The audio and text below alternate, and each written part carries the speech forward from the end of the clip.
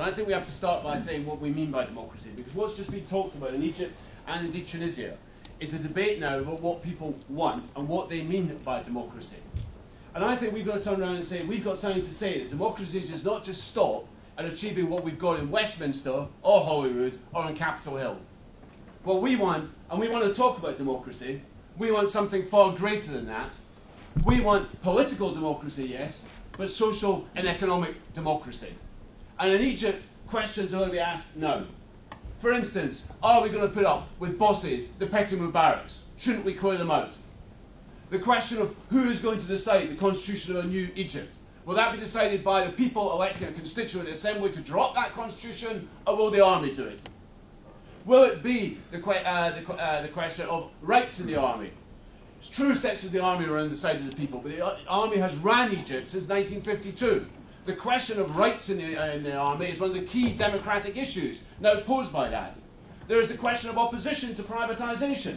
One of the gains of the revolution in the 1950s was the handing over the land to the Fellahin. It has now been privatising and back to the landowners. We don't want this anymore. There is the question of the economy and the control of the economy by barracks, Kronaks, and indeed by the Army High Command. These are issues of democracy we are interested in. And they speak to us. And for me, what is happening in Egypt and Tunisia and elsewhere are democratic revolutions, but democratic revolutions in a neoliberal world. A neoliberal world where democracy is being hollowed out, where we denied democracy, but also where, in those countries themselves, some of the demands of those revolutions from the beginning have been challenging the economic and social basis of that. The question of unemployment and the right to work. I just mentioned privatisation. Economic issues. This began in Tunisia with a young man killing himself over the question of work.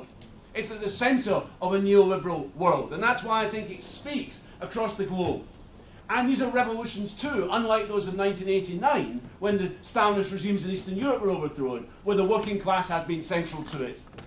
It was the strike movement in Tunisia, that moment when a rotten, corrupt Union Federation, UGT, went over to the side of the revolution and brought people out in strike, which was the tipping point. It was the extension of the protests in Tahrir Square in that final week to the presidential palace, then the state TV station. You know, two good targets if you're planning a revolution, by the way. You know, one's at Buckingham Palace in London, the other's in Woodley and Shepherd's Bush. But I'll decide the point next time you're marching in London. But it was that combined with the beginning of a strike wave, which led to Mubarak being shunted off to Sharm el-Sheikh. It was the movement of the working class, and it's not stopped since then. We are now seeing as well democracy being thrown up the question of the formation of political parties. People have the right to political parties, the creation of a new united left party, which brings together all the left in Egypt, and the question of the creation of a new trade union federation, which brings together into an independent trade union federation, which can challenge the rule of the bosses. And similar things are happening inside Tunisia.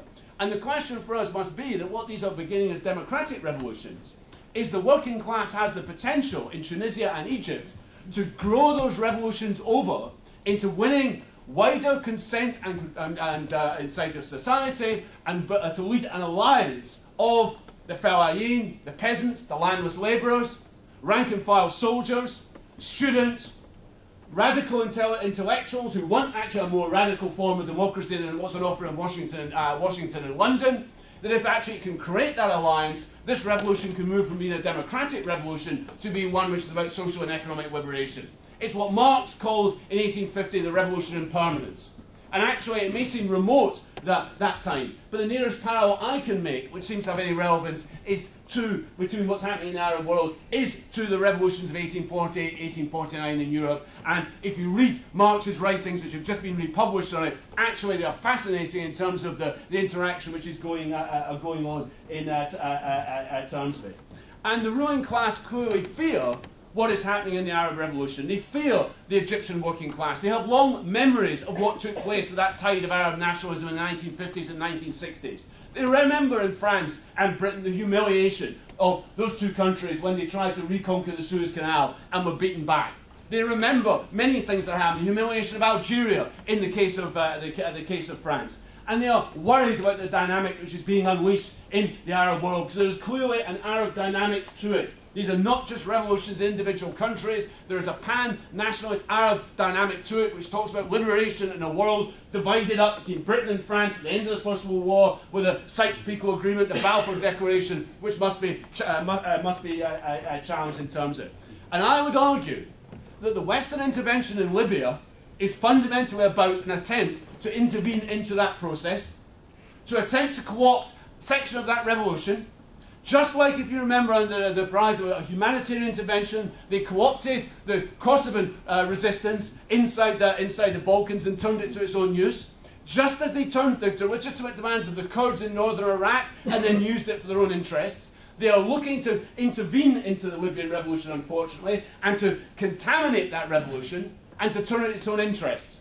Now, the question of how that plays out, I think, will be determined by the reaction of people in Egypt, Tunisia and elsewhere to support for their Libyan brothers and sisters in this fight against Gaddafi.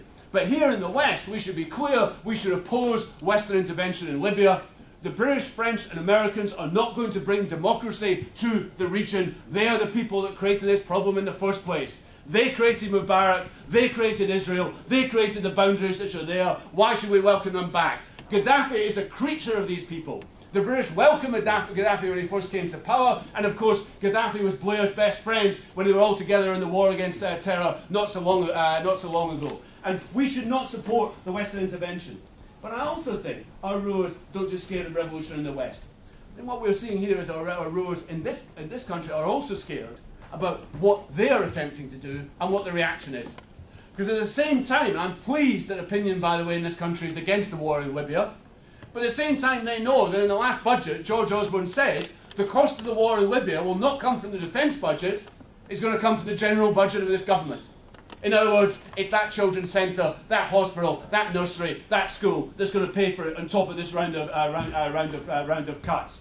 And this government is attempting to make, as other governments in Europe are, the biggest single attack on our living standards, pensions, jobs and services in our living memory. In modern history, indeed, inside this country. And they are nervous. They are nervous about this magnificent student protest which rocked the government at the end of last year. And I won't say help in creating Egyptian revolutions, but clearly there's an interaction. I know people in Egypt on the email exchanges will say, well, raising the man off with their head in Tahrir Square. When they were asked on the email where did they get it from, back came the response, don't be stupid, we all watched Charles and Camilla on the television. You know, we knew what was going on in London that day. They were drawing inspiration from each other. And of course, Egypt is impacting into Britain. We saw it on the 26th of March. When at one stroke the idea that trade unions were dead, the working class was finished, was removed in British society, with 500,000 people marching in the streets of London against the cuts. Hopefully we'll see it on the 30th of June with a strike over, coordinated strike action over pensions, and hopefully we'll see much more in the months to come. Cameron and Osborne are nervous about these cuts. And I would have thought Alex Salmond must be worrying that in 2 years it could be his turn as well, when he follows every other government in this country, as he will, I'm sure, and implements neoliberal measures in terms of it. And we have to say tonight that the possibility for resistance is there, and it is a real issue, and we have to throw ourselves at it. But we also have to say something else, I'm afraid. We also have to turn around and say the possibility of resistance there, but to be honest, the state of the left in Britain and Europe is pretty bloody dire.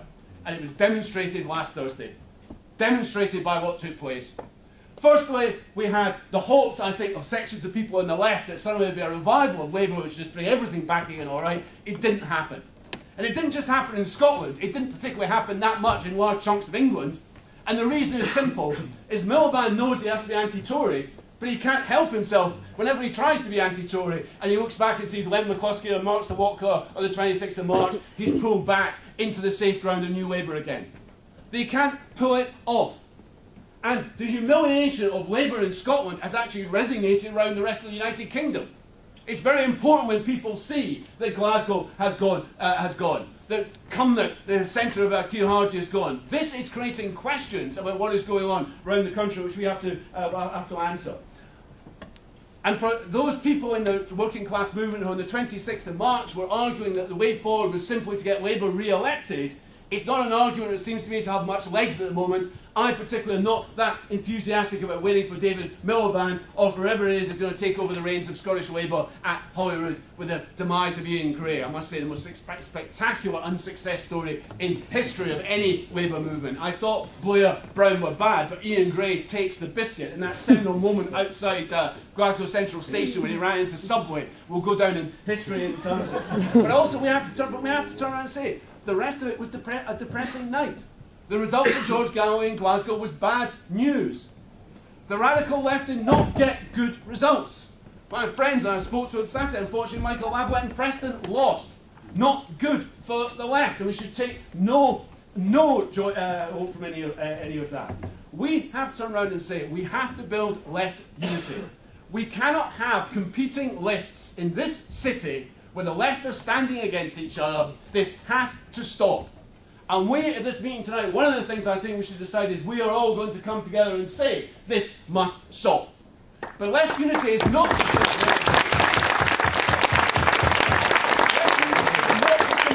built by us proclaiming it. The best way to achieve it is by all of us, throwing ourselves into the resistance to cuts and austerity and building that resistance. And bringing new forces in.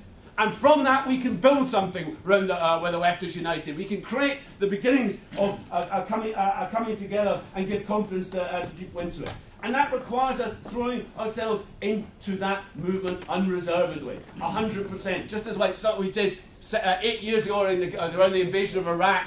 No ifs, no buts, throwing ourselves, each one of us, wherever we are, into building that resistance. This morning, I had to attend a meeting in my children's centre of parents. We had to confront the Tory chief of our year services. It was a very interesting meeting, actually, and to me, I came out of it quite buoyed because we forced them back on a number of things because of campaigning, but also you got a feeling against a very upper-class Tory that they were not confident.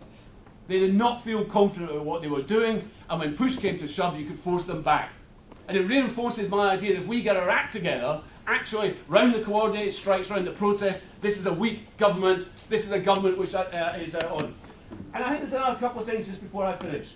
I also think as we're doing that, we're going to have to address real issues.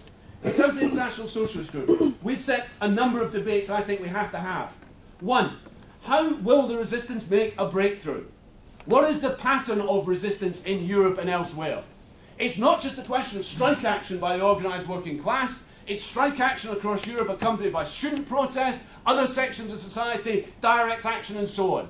Every general strike in Europe has had that pattern. How is that going to translate into this country? How do we bring an alliance between sections of the organised working class and other sections of the population? What is the state of the working class in 2011? The truth is, in the public sector, there is large-scale non-unionisation. For many people, there is no permanent jobs, no permanent contracts. We cannot just simply roll out a map of this city in 1918 and read off it. You know, you turn in 1918 to Parkhead Forge and say that's the centre, and Millerton say, well, now it's a shopping centre. But it still actually has lots of workers in it.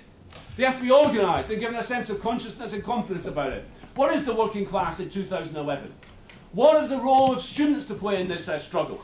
It's not going to be like 1968. When I went to college just shortly after 68, you still got Wednesday afternoon off to play sports. That doesn't exist now. Students have to work and get through degrees. That pattern is not going to be repeated. These are issues that I think we have to have a discussion on and come out. But I'm going to end by saying this. The Arab revolutions to me are an inspiration. The hypocrisy of the West is something we should shout about. I didn't say this, but we should be shouting about the fact that while they're intervening for humanitarian reasons in Libya, at the Queen's wedding, we have a prince of the House of Saud, just at the same time as the West gave them the occupation to occupy Bahrain, carrying out torture where people have been disappeared, houses and mosques are being demolished, doctors are disappearing for the simple reason of giving medical aid to protesters. Or in the case of Yemen, a government which has proportionally killed far more people up until the Americans and British started bombing than Gaddafi did, and is still in power, because it is a key part of the war against terror in that region. The hypocrisy over the intervention in Libya and the lack of any words over Bahrain or anything over Yemen is absolutely staggering. And if you look at the wedding list for the royal wedding, you know, it is bombed out with tyrants, despots, and all the rest of it. It's in there. It shows where the British ruling class is out. Well, I'll end by saying this. On my way here tonight, I was reading Marx, writing about 1840, 1849. And Marx was talking about a revolution in Poland against tyranny, against autocracy. And the question was obviously, what could the German people best do in support of that? And his answer was a very simple one. We have to make a revolution in Germany. The best solidarity we can give the people of Egypt, Tunisia, Libya and elsewhere is to build the resistance here. When we see David Cameron going to Tahrir Square, followed by a bevy of arms merchants, at the same time as British weapons are being used to kill people in Libya, we should think that should reinforce our opposition to Cameron and our absolute commitment that we are going to drive Cameron, Osborne and Clegg from this government. The strategic aim of what our protests, our strikes and our activity has to be over the coming weeks and months.